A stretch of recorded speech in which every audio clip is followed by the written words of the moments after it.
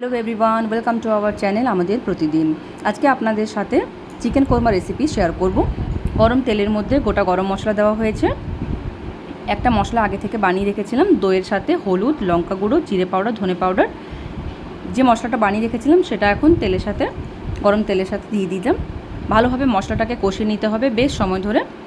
এখন কিন্তু গ্যাসের ফ্লেম মিডিয়াম রেখেছি। যত ভালোভাবে মশলাটা কষানো হবে টেস্ট ততই ভালো হবে। এবারে কিছুটা কাঁচা লঙ্কার পেস্ট আর আদা রসুনের পেস্ট আগে থেকে বানানো ছিল, সেগুলো এখন অ্যাড করে দিচ্ছি। একটুখানি পেঁয়াজ আগে থেকে ভেজে বেরেস্তা করে রেখেছি, ওটাও আমি কিছু পরে অ্যাড করব। এবারে যে চিকেনটা আমি অ্যাড করলাম এটা কিন্তু 10-15 মিনিটের জন্য ম্যারিনেট করে রেখেছিলাম।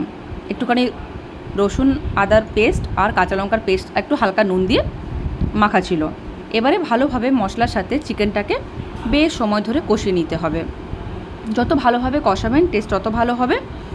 ভালোভাবে মশলা কষাতে গেলে কিন্তু গ্যাসের ফ্লেমটা মিডিয়াম বা লোতেই রাখতে হবে।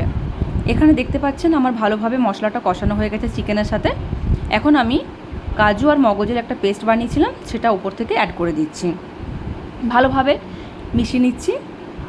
চিকেনের এই যে রেসিপি, এটা খুবই ইজি, বেশি সময় লাগে না, কিন্তু একটু মেহনত করে বানাতে হয়। ওপর থেকে একটু কাজু আর কিশমিশ অ্যাড করে দিলাম। এটা গরম ভাতের সাথে, পোলাওয়ের সাথে, ফ্রায়েড রাইসের সাথে, বাসন্তী পোলাওয়ের সাথে বা নানের সাথে, সব জিনিসের সাথেই কিন্তু যায়। যে পেঁয়াজের বেরেস্তাটা বানিয়েছিলাম সেটাকে হালকা গুঁড়ো করে ওটাও আমি এখানে অ্যাড করে দিচ্ছি। আবার ভালোভাবে মিশিয়ে নিচ্ছি। কালারটা ভীষণ সুন্দর এসেছে। এবার একটুখানি মিঠা আতর অ্যাড করলাম এখানে। এটা দিলে কিন্তু একটা স্মেলটা ভালো আসবে, টেস্টও ভালো হবে। যদি কেউ পছন্দ না করেন এটার স্মেল, তাহলে এটা কিন্তু স্কিপ করতে পারেন, কোনো প্রবলেম নেই। এটাকে ভালোভাবে মিশিয়ে নিলাম।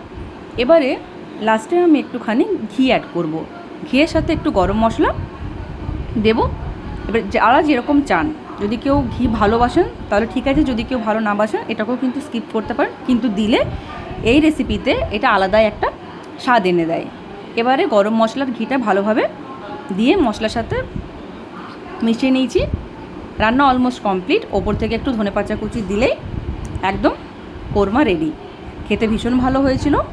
যদি আপনাদের ভিডিওটি ভালো লেগে থাকে একটা লাইক করবেন, শেয়ার করবেন, সাবস্ক্রাইব করে পাশে থাকবেন। ধন্যবাদ।